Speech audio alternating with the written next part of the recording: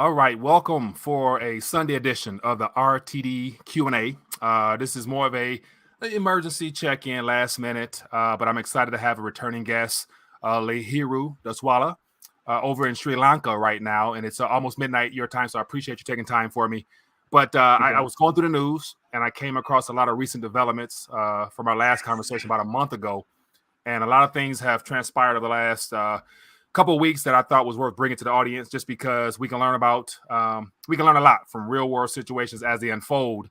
And I entitled this, When Government Dies, as I mentioned to you, about two of my favorite books, When Money Dies and When Money Destroys Nations. And so well before the currency fails, the government fails. And so I'm looking forward to having you just educate us and share what's happening in your world. But before we get started, Lahiru, give us a little bit about your background for those who might not know who you are, if you don't mind.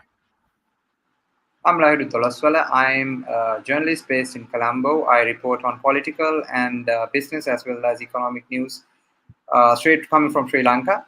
And I've been working in this industry for some time now. And I'll be glad to inform you about what's taking place in Sri Lanka currently, and it's really bad. Yeah. So, and that's one of the things is I just want to give people another perspective, something outside of the mainstream narrative we're told here, because we're told that everything is all hunky dory and everything is fine, but that's not the same case for every other country. And so I think Sri Lanka, what's happening in your country right now, is it can be a good indicator as to what might be coming in the future in other countries. And so I wanted to just document that. But before I dive into that, I also have a lot of things I want to put up on the screen. But for those tuning in, definitely I want to make sure I include you guys. So throw out some thoughts, some questions or whatnot. And during a Q&A session, I'd love to throw you some questions and just see what people might have on their mind as far as what's going on. So let me actually, before we move forward, let me go back to, let me type in 1 second. Let me go back into our first discussion. And so just we can kind of piggyback from there, because I'll point people to that direction so they can see what we're talking about there. But I think it's, as I said before, a good indication of what could come in the developed world over in this region. And so it's better to stay informed and ahead of time rather than behind and be caught off guard. So I should have been prepared. But as I mentioned, this was a last minute thing. So I appreciate you for joining us, but might not even have time to do it. But anyway, so let's jump right in, man. So last time we talked, I want to say at that moment, the Indian rupee at that, and I'm sorry, Sri Lankan rupee, forgive me, was experiencing some significant drawdowns. And I'm going to put this on the screen here. I guess it led to the first time your country defaulted on its debt. So let's pick up from there when we left off. And well before then, you guys were having economic issues, but just jump in from that moment, man. What has happened since that time? And this is about a month ago. So a month ago, Sri Lanka was supposed to go on default, but we went on a soft default, in we declared that we are going to go on default before we run out of money, and so we did. And since then, there's been a lot of political upheaval, especially during last May. May 9th, there was a lot of violence, riots as well. People were infuriated. The fact that they've been robbed and they've been mistreated. So there was the government, the prime minister's supporters. They attacked the main protest site in front of the presidential secretariat, and where that started. It ended as an island-wide riot, where all these ministers and parliamentarians and politicians, most of them, lost their houses. Mobs and all these people gathered, and they went and they burned down their houses, condemned the politicians, and it started going out of hand. And for at least 1 week, we had curfew, and the military was on the streets as well. Yeah. But now, since then, the prime minister has resigned. His cabinet has also resigned, his government as well. A new prime minister who is pro-Western, is regarded as a very pro-Western, pro-capitalist prime minister. He's taken over the government, and he has formed a new government with politicians from both sides of the aisle. And now he has, the day he came to power, he promised that the Sri Lankan economy, he would try to save it because it's beyond saving right now. But he said he'll do his best and he'll make sure that the people won't starve, because Sri Lanka is now actually heading towards a food crisis. That we run out of food and we might not be able to provide food for the general population because of the very bad agricultural policy that the president and his government launched last year, where he banned chemical fertilizer. Instead, the entire country is going organic, but people weren't familiar with organic farming, and the entire agricultural system collapsed. And now we are facing the consequences of a possible food shortage.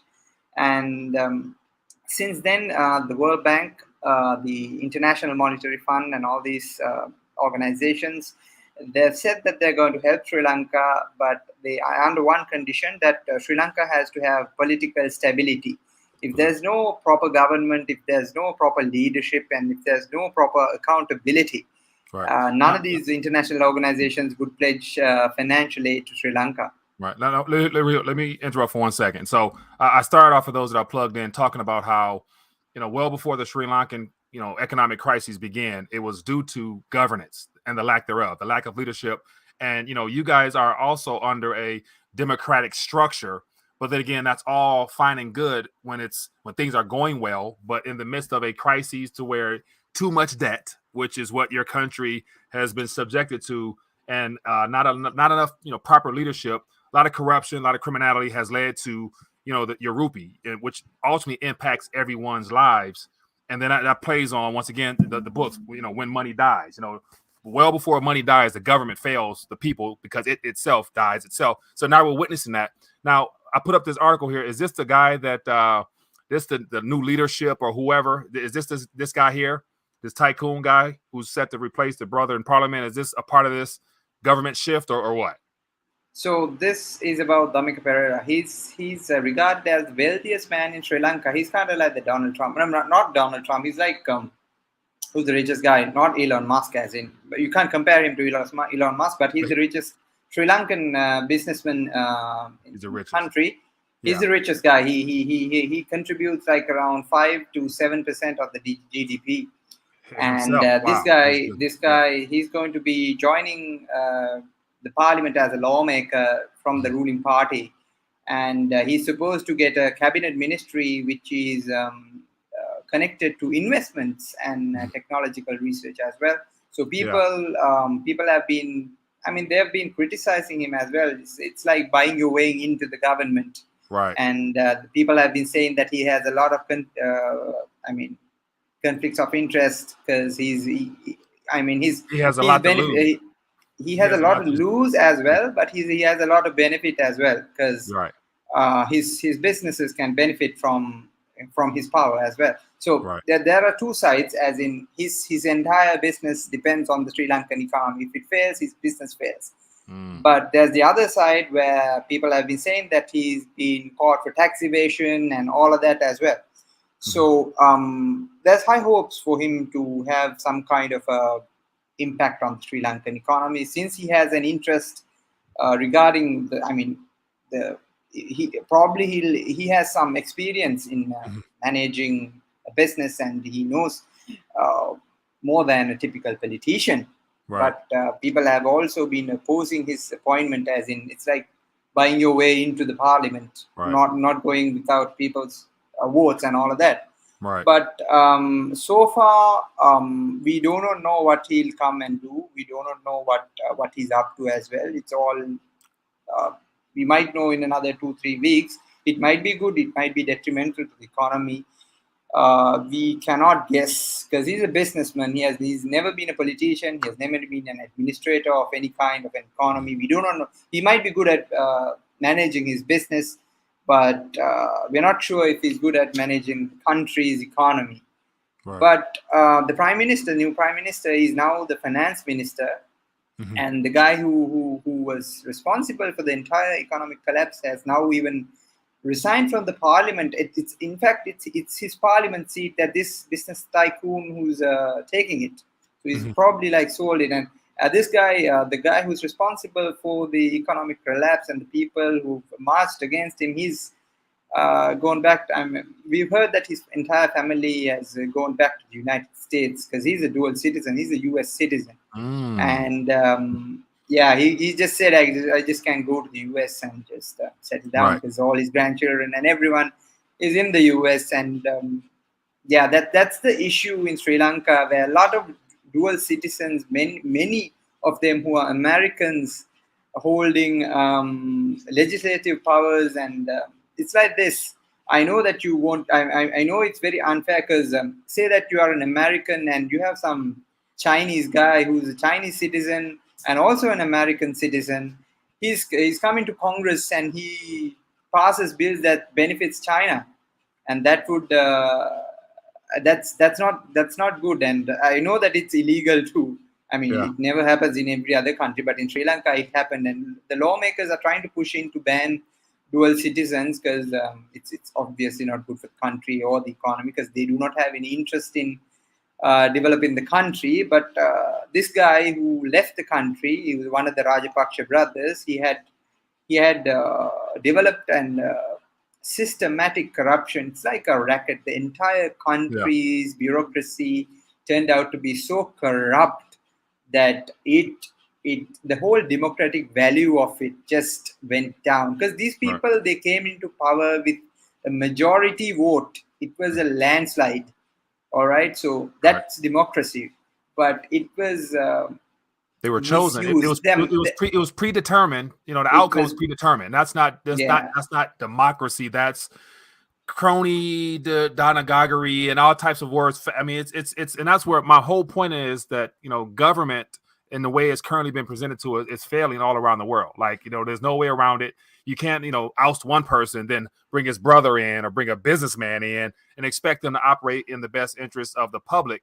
And, you know, it's just not in your country. It's here in America right now. As we're here, it's in Europe, it's in South, it's in everywhere. And that's one of our biggest crises that needs to be addressed before we can deal with the other things. And so let's pivot a little bit and talk about, you know, the rupee. So I'm going to share a little article that I came across. Just talking about how because of the government crisis, corruption is taking over, debt is a problem, partial default, and now you guys had to go do some things, IMF, World Bank, trying to get help from them, and of course that's more problems. But the currency, and so it says Sri Lanka needs to print 1 trillion rupees to keep economy afloat, according to this headline here, which was May 25th. Is this accurate, or is this, you know, just some other? No, it's quite true because there's a lot of government employees in Sri Lanka. It has been a burden. There's it's like this. I'll tell you. I'm not quite sure if it's relating to the US or the West, but in Sri Lanka and other third world countries, whenever there's a government that comes into power with a landslide, they'll hand over jobs, and jobs that are not even necessary, government jobs. And people have to be paid, create jobs, but they create jobs and they hand it over. All right, those are government jobs. So for those jobs, those people, they have to print money. Yeah, they have to print. The government, of course, if I print money, it's illegal. But the government can print money and they can just hand it over to people. And that's what happened. The Sri Lankan government sector has been a burden to the entire country. There are like around 4 or 5 people who are just sleeping on the job because they have nothing else to do, but they've got a government job and it's permanent. They can't be fired. They are working for 30, 40 years and they're getting a pension as well, but they're doing nothing. And people have to pay, the taxpayers have to bear the brunt of their salaries as well, from taxes as well. So the government is now printing money to pay their salaries, and the government is also printing money to stabilize the rupee. But now, since the new prime minister and the new government has been appointed, the dollar rate, as in Sri Lanka's rupee, was almost close to 400 rupees a dollar. But now it has gone down, and it's been a bit stabilized right now because of the political stability that has been established after the previous corrupt regime. They resigned, but they did not completely resign. There's a lot of politicians from that party now in the government as well, holding ministerial portfolios. But the political situation has stabilized a bit, and we can see some improvement in the economy. But still, there are fuel lines, there are petrol lines, there are gas lines, and there are food lines. And the lines are endless in Sri Lanka. Yeah. It's not a help. I mean, it made it okay. I mean, it made it better, but it didn't fix Sri Lanka's economic crisis. And Sri Lanka needs a lot of international aid to go through this, or Sri Lanka is going to collapse. And if Sri Lanka collapse, next is Pakistan. Pakistan is also having the same sort of situation, but Pakistan is a huge economy, so they can, I mean, they can bear it, and they can bear it for some time. But Sri Lanka has been neck deep in debt, and Sri Lanka has to find a way. Now, at the moment, Sri Lanka is scraping for money and aid to get their fuel, to get the economy running. But so far, we do not have a permanent solution to pay our debts. And I mean, sustainable debt payment, I guess that's called. But to get out of this economic situation. Right. And so on the screen here, just to highlight more of the case of what you're talking about here, like, according to this currency chart, weighted against the dollar, it looks like, March 8th is when I think we connected a little bit after that. And this was the beginning where the Sri Lankan rupee just, as I say, sometimes fell off the cliff. It fell off the cliff. And ever since then, it's been basically just teetering on the brink of, not much value whatsoever, weighted in the dollar. And so this is just another example, I think, where a lot of people can learn how, there was stability with the currency until March 8th. And then since that point now, and weighted against the dollar has strengthened significantly. And this is what's happening in a lot of other countries around the world right now. As the dollar, the Dixie, the trade-weighted dollar version strengthens, other currencies are destroyed. Therefore, the lifestyles of other people follow suit. And so let's touch on a little bit about the day-to-day lifestyle of people as a result of their currency, because you mentioned since we last talked, I asked you how things were on your side. You said it's gotten a little tighter, got a little tougher because of the valuation of the currency. If you don't mind, can you share a little bit of what's happening now over the last 30 plus days as a result of the rupee, trending downward?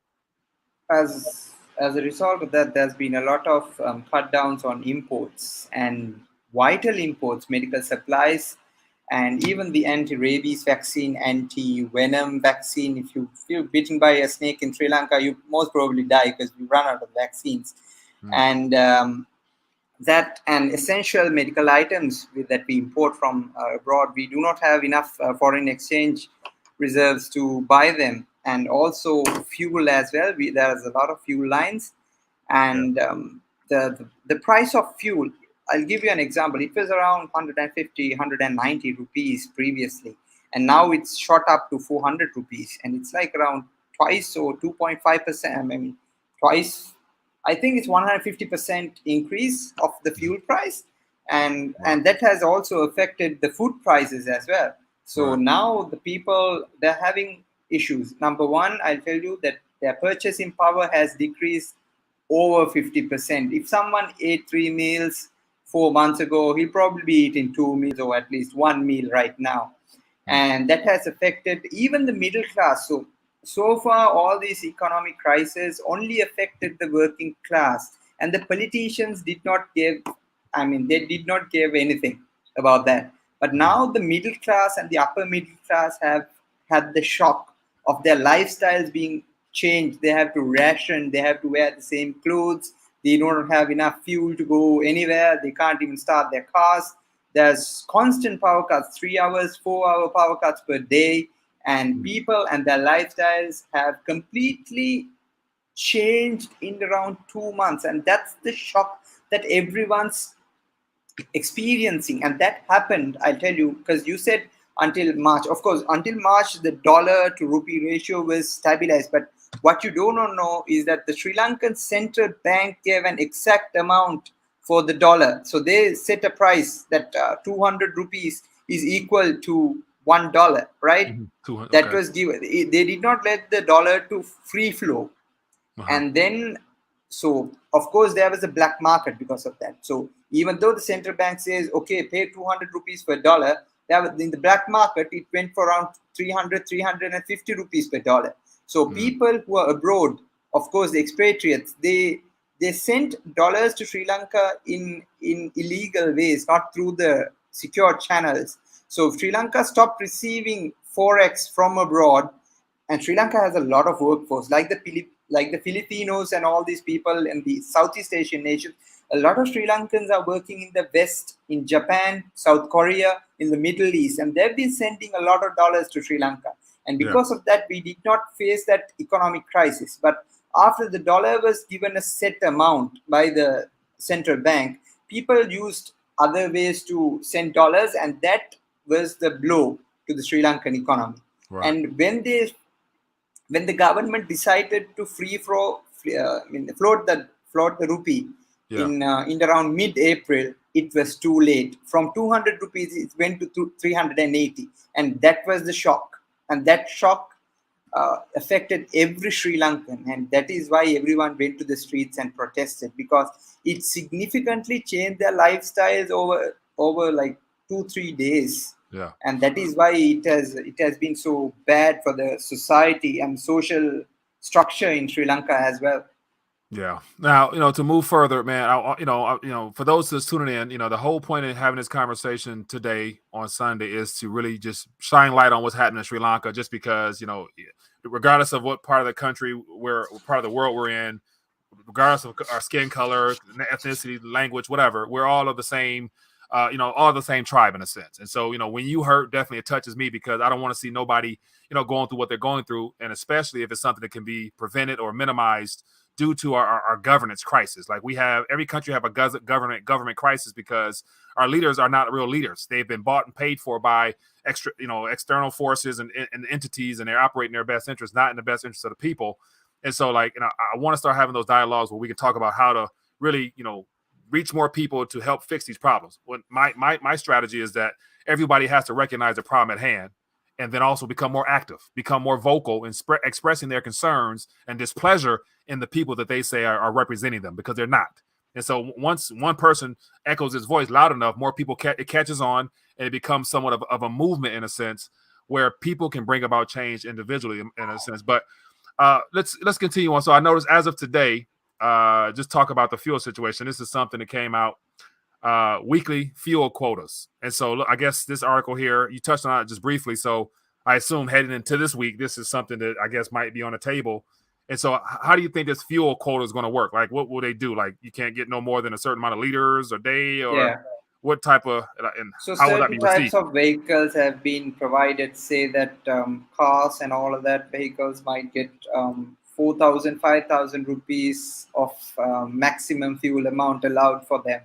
After that, they'll have to just leave, because and that's not happening anywhere. I mean, it's happening everywhere, but there's a fuel black market that has taken place in Sri Lanka as well, where people would just stay in line, they'll pump fuel, and they'll take it out and sell it in the black market for twice the price. And now it's becoming very bad, where all these people, if you just travel around Sri Lanka, I mean, in the streets of Sri Lanka, it's all fuel lines. It's everyone's on the street waiting for 6 to 10 hours to pump fuel. I was in a fuel queue 3 days ago. I had to stay 8 hours to pump around 3,000. I mean, in liters, it's around 10 liters. You say 8 hours? Yeah. Have people just stay, and people sleep in their cars to pump fuel. Yeah, it's been really bad in Sri Lanka. And all this fuel that we are getting it from India, and that is for credit as well. If India stops sending us fuel, the entire economy is going to collapse, and it's going to be very bad. So we are running on fumes. The entire country is running on fumes. Right, now watch this. This is just something I came across. Open up the discussion for what might be, Sri Lanka may have to buy more Russian oil. Prime Minister tells the AP. So this was as of a couple hours ago. So I take it, as a part of the whole, also give me your perspective on what's happened between Russia and Ukraine, and is the narrative you're being told the same as it is over here? Because it's from Western media, it's all Russia's fault, they're the aggressor, and of course Ukraine is winning, and we don't know who to believe. So you're a lot closer to that region, so perhaps the news that you're getting is different. So feel free to share your thoughts. It's whatever. And then also, if that article about Sri Lanka looking to accept Russian oil, then that goes against the whole sanctions side of things, where they're told to close off Russia from the world, and obviously it's not working.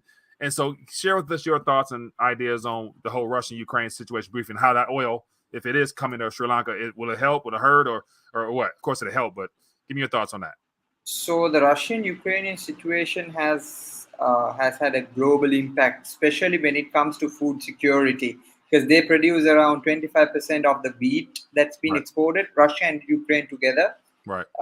And now it's affected all. I mean, of course, countries like the United States, the top world countries like UK, the European Union, they won't be much affected by this wheat problem. But countries in the third world, we shouldn't say it's the third world, as in we are not some kind of another caste of people. But countries in the developing world, they much rely on these wheat supplies from the Russians and the Ukrainians. And now it has completely stopped. And as well as wheat, they provide fertilizer for countries around the world, especially impoverished countries.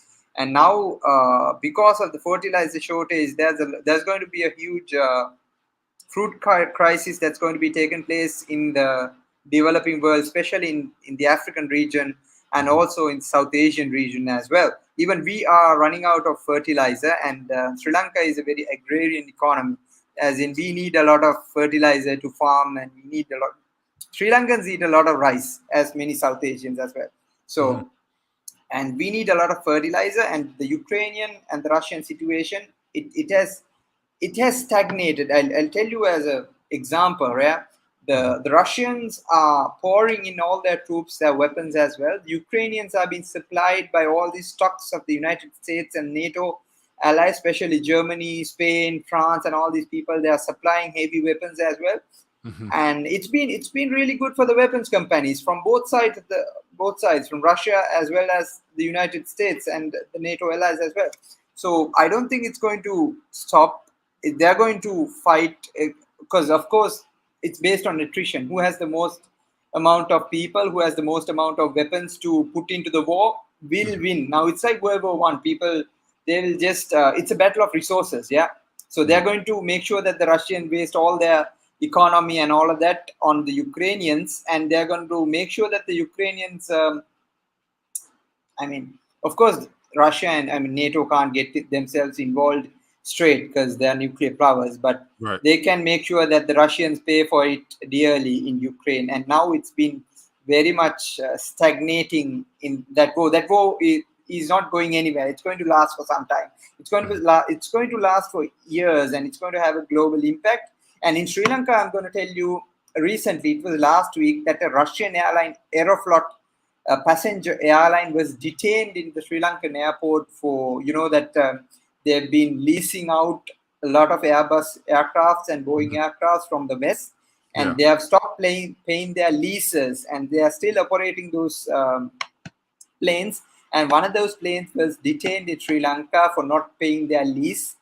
And the Sri Lankan government, of course, Sri Lanka and Russia are traditionally allies, even though Sri Lanka is an unaligned nation. Russians and Sri Lankans have been having a really good relationship for the past 70 years since independence, because any UN resolution that is being brought against Sri Lanka is always vetoed by China and Russia. It's always vetoed by China and Russia.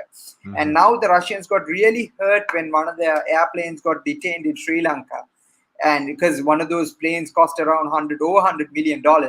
So and all these, the Russia-Sri Lanka relationship, all these planes, they were bringing in tourists to Sri Lanka. Sri Lanka, I mean, we depend on tourism as well. Tourism is a huge part of our economy, and the Russians felt that they were mistreated.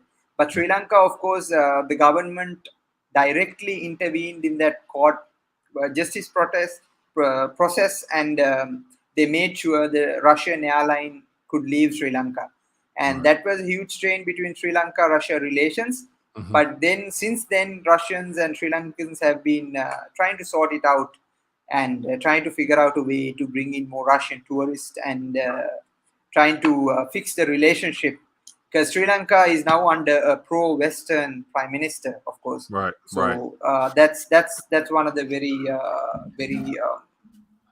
issues that took part. Yeah, and that's not good. That's definitely not good for the Sri Lankan people, just because basically saying like a Western puppet is in charge of your country. Therefore, everything will favor what the West wants rather than what their former, current allies, Russia and China, might want to do.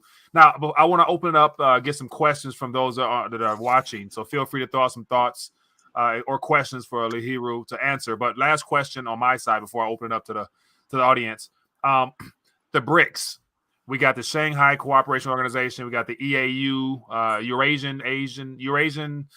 I can't think off the top of my head, but I'm sure you know what I'm talking about. We have all those entities forming right now that are, in my opinion, designed to counter the IMF, the World Bank, and all the Western interests.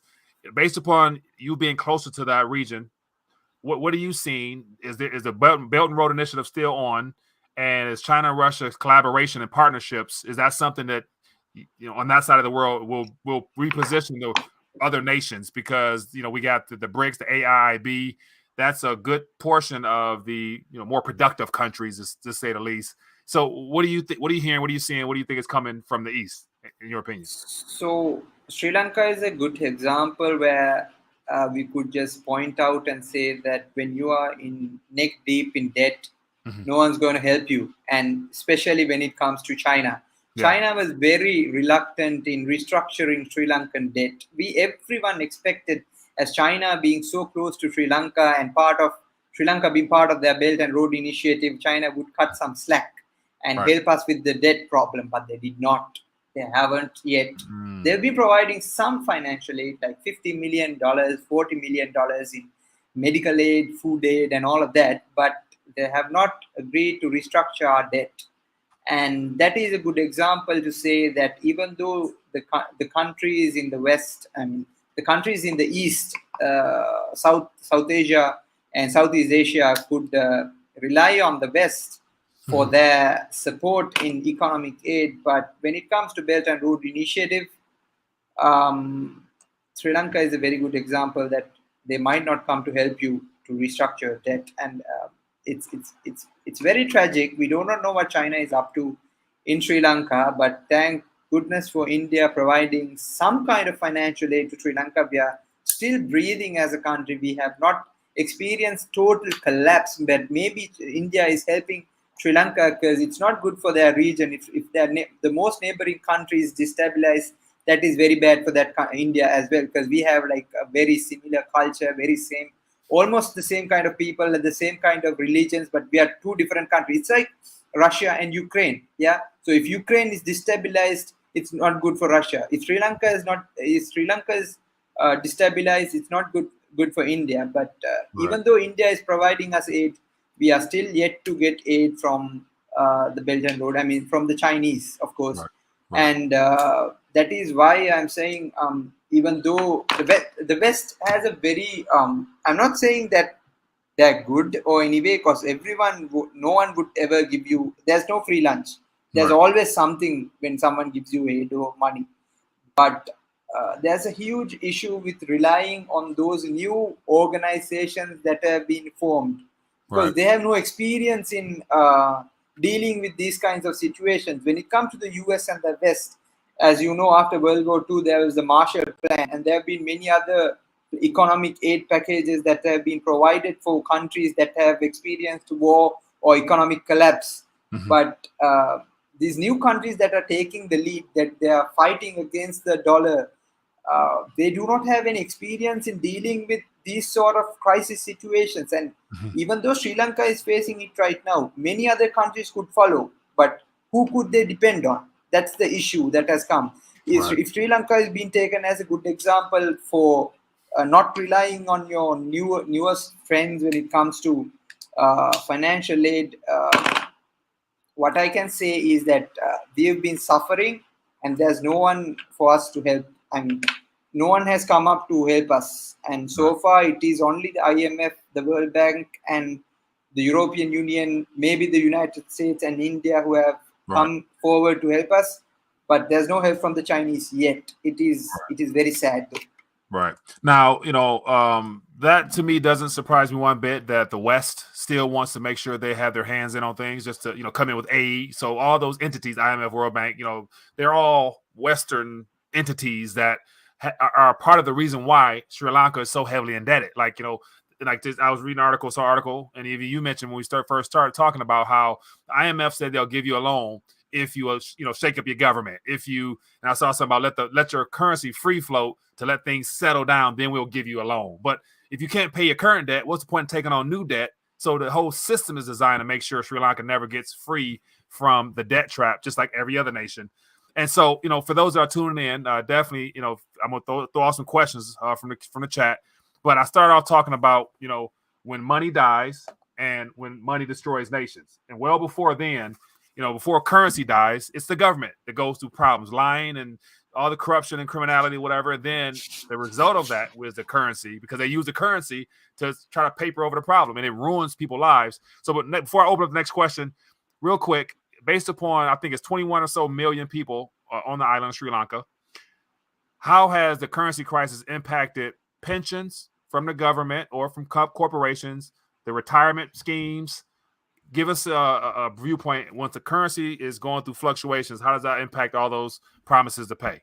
And then next question from the audience. The largest social security fund, sort of a social security fund in Sri Lanka, is the employee provident fund, where every employee has part of their salaries being taken into that fund. When they retire, they'll get a huge lump sum of money. And now, since the currency has depreciated around, say that 3 or 4 times against the dollar, now it's worthless. And the issue is, since there's a lot of government employees in the Sri Lankan in Sri Lanka, there's a lot of government employees because we are part of a very socialistic economy. So if they're being fired or sent home voluntarily, the government won't be able to pay all of them with that money, because we do not have that money left. It's gone. The bank's empty. Yeah. So that's why the government employees are still being kept and still money being printed to pay their wages. Because if they all left at once, they would not have all their life's money, man. It's like you work for 30 years and you have around some money to buy a house, but all that money is just gone out of in 1 second. That's going to happen if everyone starts leaving their employments. No one's going to have money to pay that social. It's going to collapse if that happens. And that happened because of government mismanagement. All of this money have been invested in hedge funds and other very corrupt sort of regimes. For example, there's a Greek bond scam where Sri Lankan officials knew that the Greek economy is going to fall. They still invested money and they still bet on the Greek economy when it fell. They knew it, and they bet the public money on the Greek economy when it fell, and we lost a lot of money from that as well. And when it comes to oil, there was the hedging deal where the Sri Lankans bet that the oil prices would not reduce. As in, if the oil prices increase, it would be bad to Sri Lanka, right? But what happened was the oil prices decreased, and Sri Lanka lost a huge amount of money. And because of those sort of deals made by politicians and high-level bureaucrats managing the Sri Lankan economy, we are right now here. This is a man-made catastrophe. This is not like because of the global inflation rates or anything. This is man-made. This has been made by the bureaucrats, the politicians, and they've been working together. And most of these bureaucrats and politicians have dual citizenships in other Western countries, so they can just fly away. But everyone else has to stay in this country, and they have to bear the brunt of what's going to happen. And it is very tragic. Oh, man. It is. So let's get to some questions. Lahiru, I appreciate you, man, for just shining light on what's happening in your country, man. And of course, before we end, I want to find out, what can other people who are watching this, what can they do? How would you recommend they help? So here's a question for you. It says, did the people of Sri Lanka know that the government was doing that at the time, and the government took loans and secured the assets of the country? So you basically hinted on that. The people of Sri Lanka were misinformed. The government propaganda machine was very much well funded by corporations and all of these entities. Mhm. and the politicians were very good at lying. Which is why during last May, people organized themselves and burned down almost all the residences belonging to politicians. And people were expressing their fury. They felt betrayed. They felt lied upon by Right. politicians and high level bureaucrats. They Right. were misinformed. The media were on it as well. The media were very much involved in lying to the public, Right. and the people feel betrayed. Right. That's So it. so you just, I mean, so the same political structures, same mainstream news, spreading lies, calling everybody else misinformation, disinformation, but yet that's what you get. So next question is, how much gold does their country have? You got reserves. Any gold reserves? Zero. Okay, that definitely puts you in that country in a very bad position. Okay, so feel free to throw out some questions, and we'll get them on here. Let me see here. So, so you probably can see, if you look to the left of your screen, some questions, and so feel free to, if something jumps out to you, you can ask it. But it says a question: is the laws of the land being followed, or is it becoming anarchy? Hmm. Taxes, policing, or policing, or what? So Sri Lanka has not been so far. Sri Lanka has not collapsed into anarchy. There was a point last May that everyone feared that Sri Lanka might run into anarchy, but it did Mhm. not. And laws are being followed. The main problem that the main issue that happened to Sri Lanka was that in 2019, this current government, the government that is responsible for the economic collapse, they came into power saying we are going to reduce taxes, and they Mhm. did reduce taxes for the billionaires and the millionaires, and that highly affected the Sri Lanka. It just expedited the economic collapse. The economic collapse was supposed to happen in 2024 or Mhm. 2025, but it happened during the coronavirus pandemic period because the taxes were reduced. They were Right. reduced like they were reduced in a huge amount, and now the new government is going to they're planning to raise the taxes again on the billionaires, but people still have doubt when the richest guy in the country is going to become a minister. I don't think he's going to have help raise the taxes on the billionaires. So Mhm. it's yet to be determined, but cutting the tax on, I mean, the government raised the tax on the normal people, the regular people, but they cut the tax on the billionaires, which is why the economic collapse became a reality very soon. That's the issue. Right. And the laws, when it comes to laws, it's very, I would say it's Victorian level. It's like the laws in Sri Lanka are being directly derived from the British, and Mm. laws in Britain have been laws in the United Kingdom has been refurbished. They have been reformed, but Sri Lanka still has laws from the 1800s. Wow. Wow. Okay. Yeah, that says a lot. So, a couple more questions here. Let me see. I saw something here. So, question from Dr. Motor says, what are some of the things in short supply? Like, what are some things, like what disappeared first that people needed, and then of course it went to the black market, I'm sure, for double or triple the price. But what are some things short in supply? And for those that are watching this, based upon what you're experiencing now, what recommendations would you make for people who might want to get ahead of the curve if they start to sense things crumbling the Okay. way that it is there, if you don't mind? So in Sri Lanka, Sri Lankans consume a lot of milk powder. I'm not sure about the United States, or I don't know. Maybe that y'all do y'all have fresh milk, or is it milk powder We that you'll got we normally? have we have both, but more people go to the store and get some, some cold milk out the fridge. Where I know every Okay, every other so country you got the warm milk on the shelf yeah, and the so powder as well. Go ahead. Sri Lanka has a lot of cows, but Sri Lankans rely on milk powder, and that's a huge. People believe it's a huge Western conspiracy where the milk powder was first given to Sri Lankans for free for so long, Mm-hmm. and they became so used to it, and now Sri Lankans have to pay a lot of money to buy those milk powder from Australia, New Zealand, Austria, and all these countries.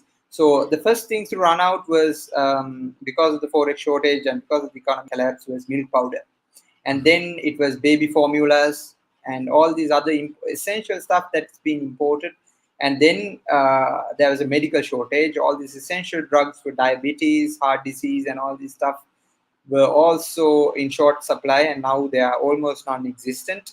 Mm. And then it was the fuel. It was the fuel, and we have like cooking gas. They come in like the propane cylinders and all that.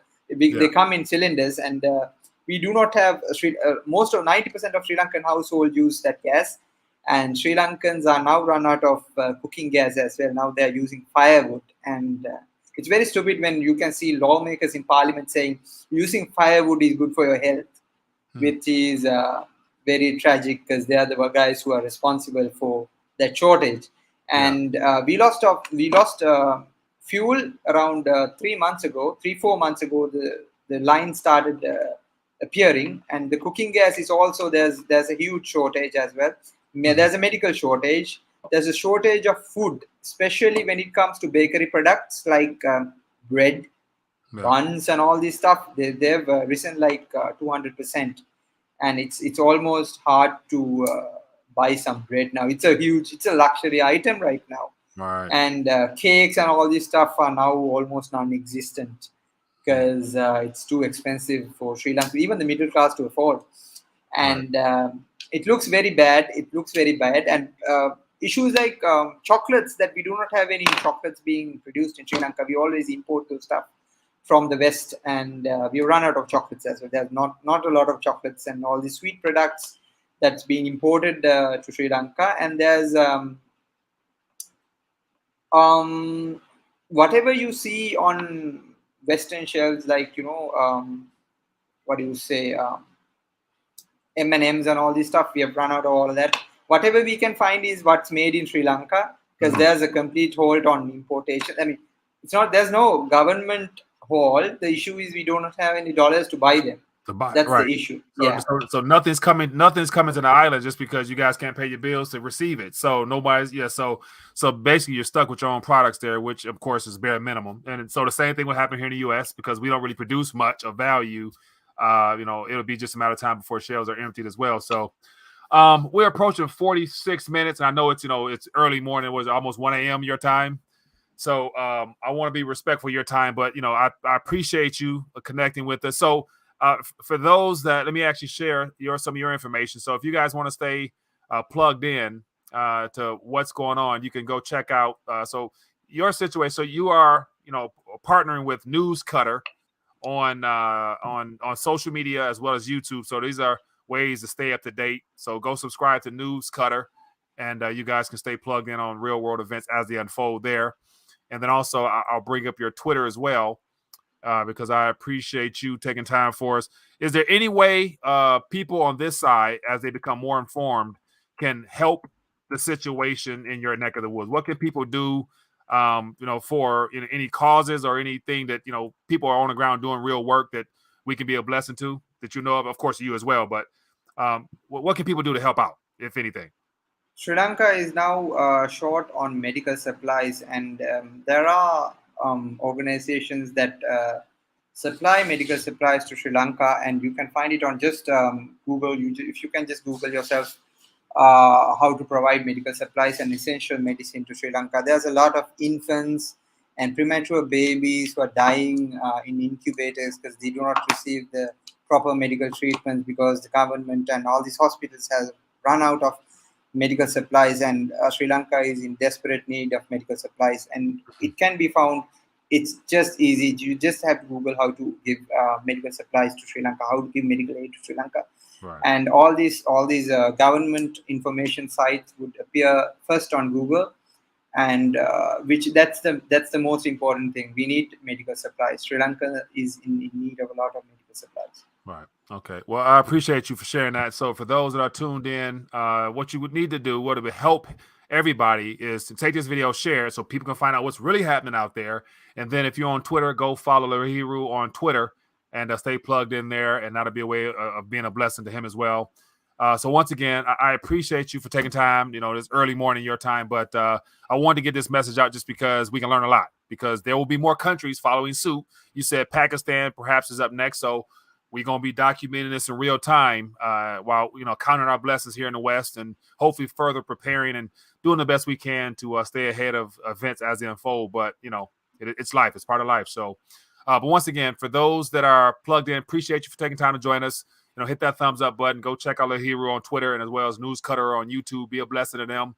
And, be back at it again this week. Be blessed. Be safe. Peace. Thank you for having me.